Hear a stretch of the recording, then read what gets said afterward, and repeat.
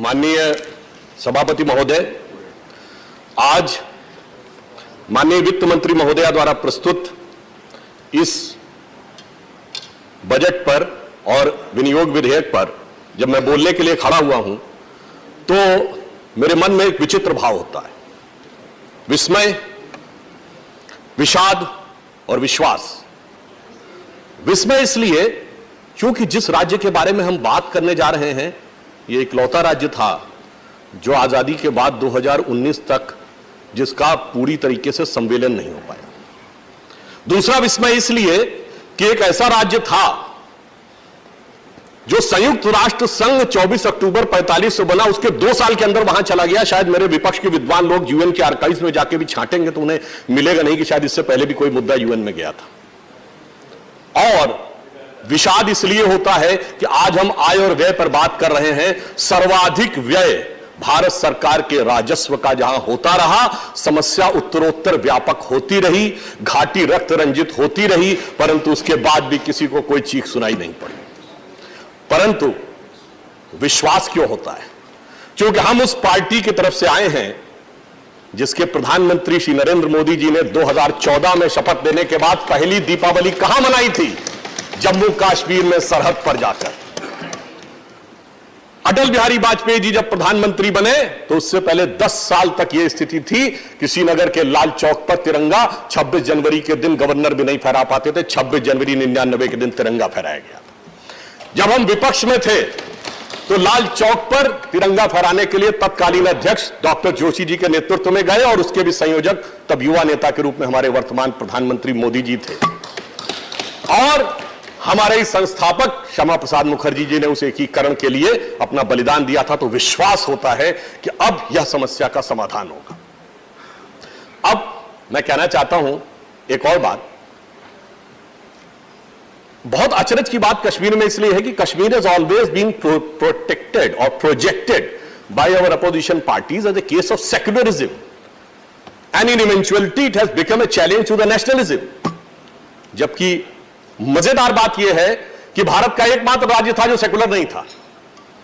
क्योंकि जब 1976 में संविधान को संशोधन करके लोकतंत्र के काले अध्याय के दौरान यह शब्द जोड़ा गया था तो धारा 370 की आड़ में वो कभी कश्मीर में अंगीकार ही नहीं हुआ। तो जो सेकुलर नहीं था वही सेकुलरिज्म का प्रतीक बना। परंतु आज 2019 में सेकुलर बनने के बाद यह आय व्यय का तीसरा बजट आया है तो हमें इस बात के लिए खुशी है। और मैं यह भी कहना चाहूंगा, बहुत हिसाब मांगा गया कि साहब आपने 2-2.5 साल में क्या क्या किया। तो मैं कहना चाहता हूं कि विवेक तनखा जी ने जब शुरू किया था तो एक पंक्ति कही थी तो मुझे भी ध्यान आता है कि बड़े अजीब लोग हैं जो मुद्दत से कांटे बोकर जमीन से गुलाब मांगते हैं और हमी को दरिया पे जाने से रोकने वाले हमी से पानी का पूरा हिसाब मांगते हैं। और वो क्यों था?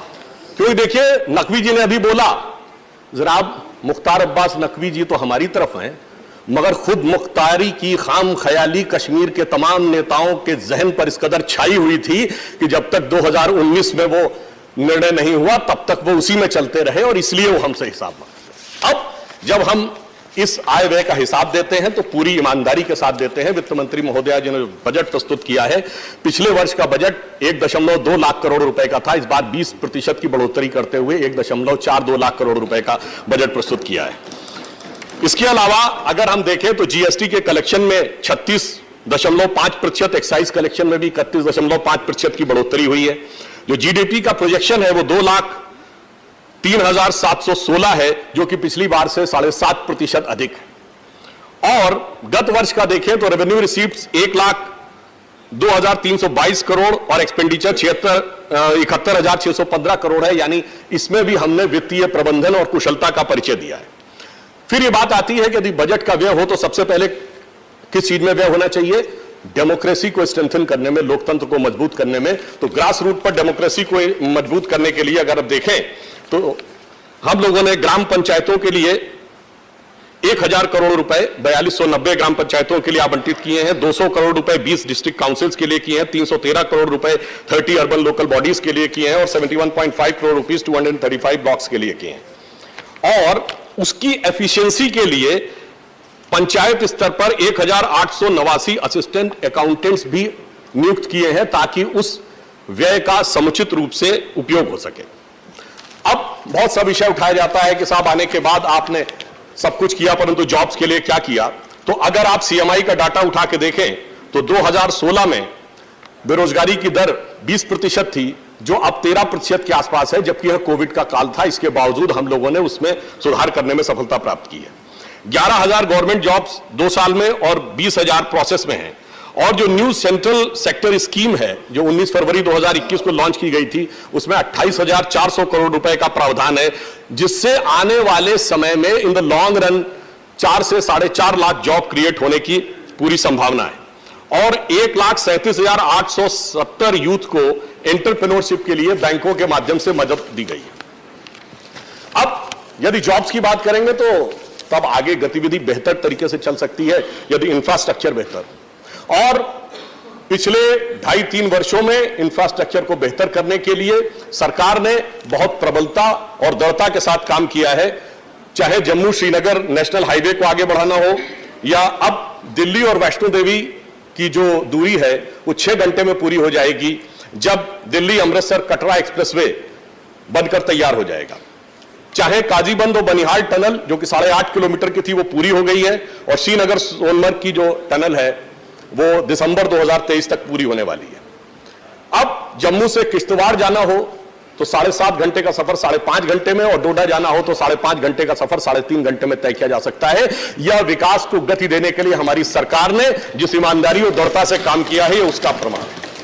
फिर ग्रामीण क्षेत्रों में भी अगर आप देखें तो 2018-19 में नाबार्ड ने 80.96 करोड़ रुपए आवंटित किए थे, जिसमें 28 प्रोजेक्ट चल रहे थे, और गत वर्ष 1487 करोड़ रुपए आवंटित किए जिसमें 381 प्रोजेक्ट चल रहे हैं, ताकि ग्रामीण क्षेत्र में एक महत्वपूर्ण उपलब्धि भी हुई है जम्मू कश्मीर को कि प्रधानमंत्री ग्राम सड़क योजना में जो 2018-19 में 12वें स्थान पर था जम्मू कश्मीर, वो अब 2021-22 में 3रे स्थान पर आ गया है। यह इस बात का प्रमाण है कि हमने कितनी ईमानदारी, दृढ़ता और गति के साथ काम किया है।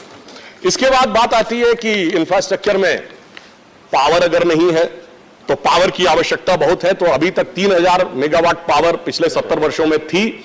अगले 3 वर्ष में या डबल और 7 वर्ष में ट्रिपल करने का लक्ष्य सरकार ने रखा है।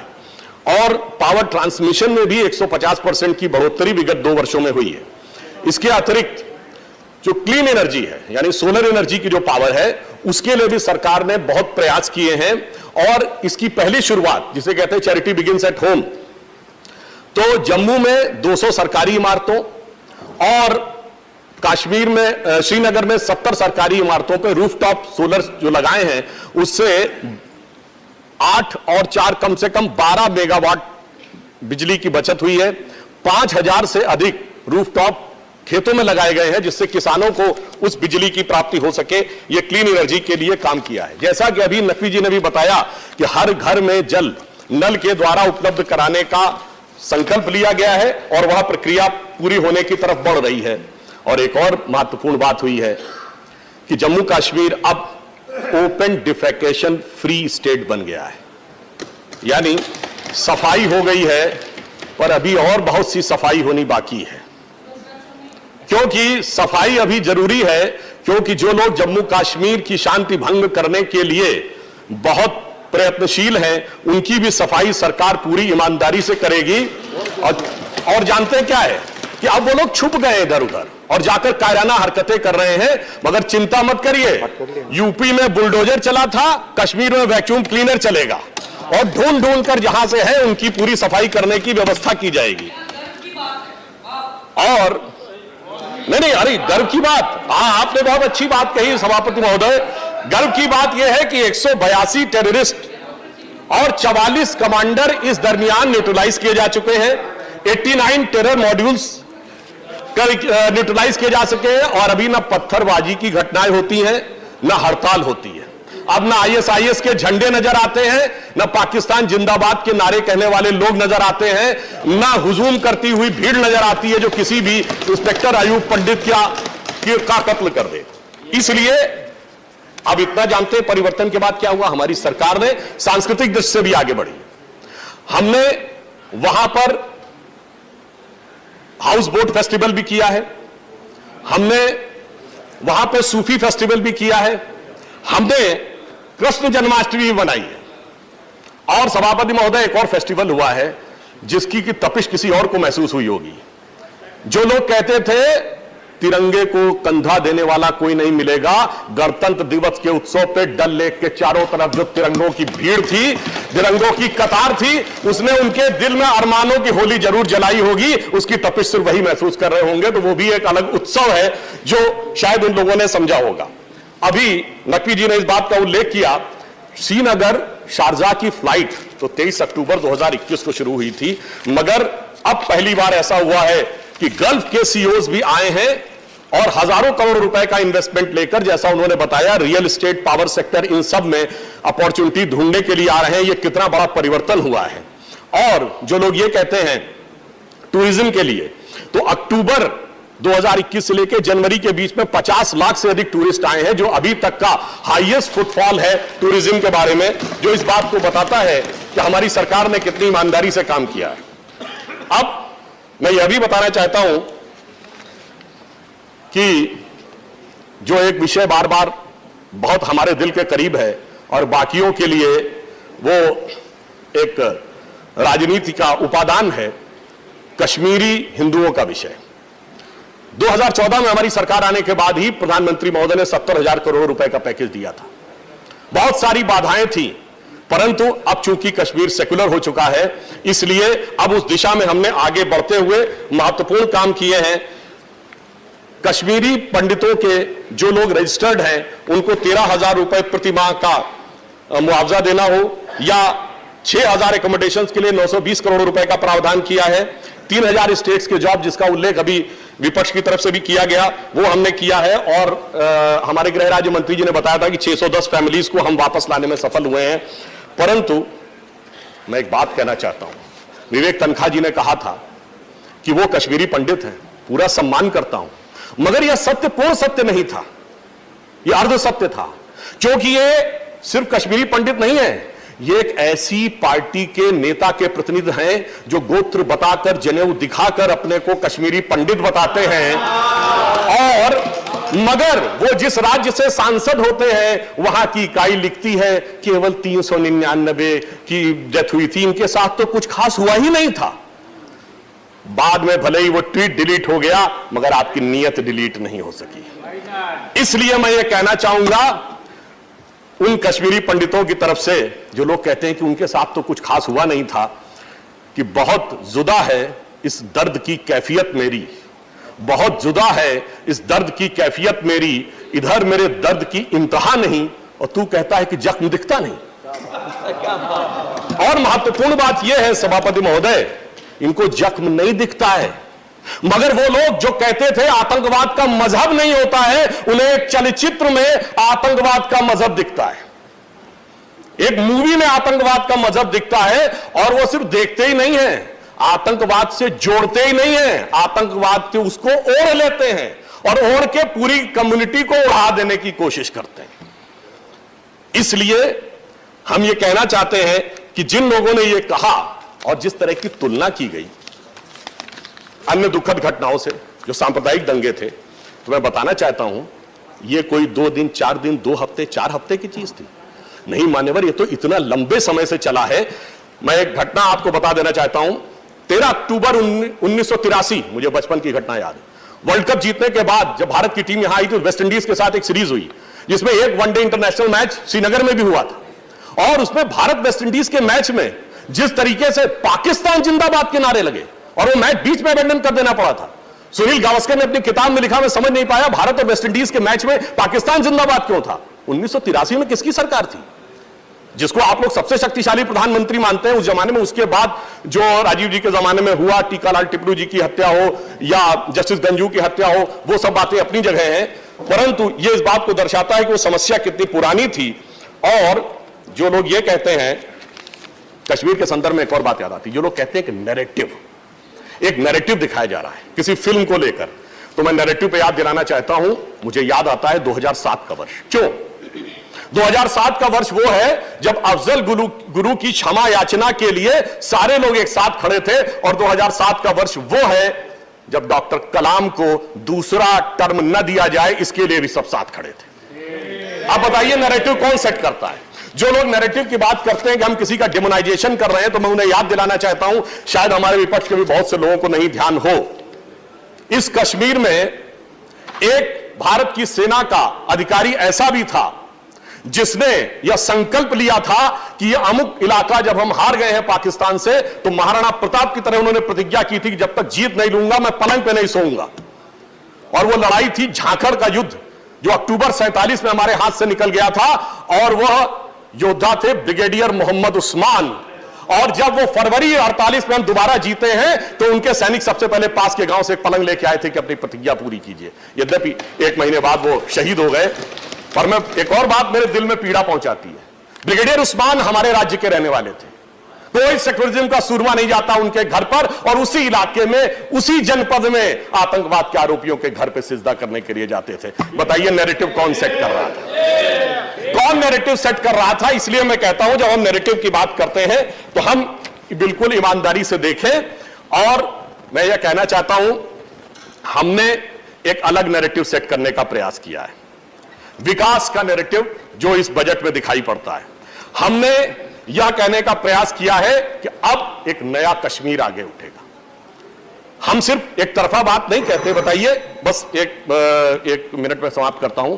हम वो कश्मीर बनाएंगे जिसमें अब कोई जाकिर मूसा नहीं कह सकेगा कि ये कोई कश्मीरियत नहीं, इस्लामी खलीफत की लड़ाई है। हम वो कश्मीर बनाएंगे जिसमें कोई मस्तगुल चरारे शरीफ को जलाकर भाग नहीं सकेगा। हम वो कश्मीर बना रहे हैं जहां कोई हजरत बल में जाकर कब्जा नहीं कर सकेगा, जहां पर सूफी संगीत भी होगा, पर वह कश्मीर होगा जो कश्यप ऋषि के कश्मीर से भी जुड़ा होगा, नीलमत पुराण से भी जुड़ा होगा, ललितादित्य मुक्ता पीठ का शौर्य भी होगा, और महाकवि कल्लण की राज तरंगिणी की जो तरंगे हैं वो वितस्ता, ये प्राचीन नाम है झेलम का, वैदिक कालीन नाम, वितस्ता की तरंगों में भी दिखाई पड़ेगा।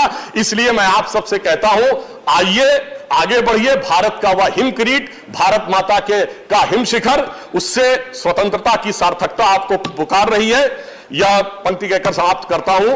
हिमाद्रि तुंग संग से प्रबुद्ध शुद्ध भारती, स्वयं प्रभा समुज्ज्वला स्वतंत्रता पुकारती। प्रशस्त पुण्य पंथ है, दृढ़ प्रतिज्ञ सोच लो, प्रशस्त पुण्य पंथ है, बढ़े चलो बढ़े चलो। मैं कह रहा हूं आप सब आइए और बड़े होकर चलिए, और मोदी जी के उस संकल्प के साथ चलिए जिसने सारे के सारे समस्याओं का निदान कर दिया है। एक पंक्ति और कह दूं, धन्यवाद, कि अब दर्द की रात गई, गम के जमाने भी गए, और मोदी जी की हिम्मत से ये दाग पुराने भी गए। धन्यवाद।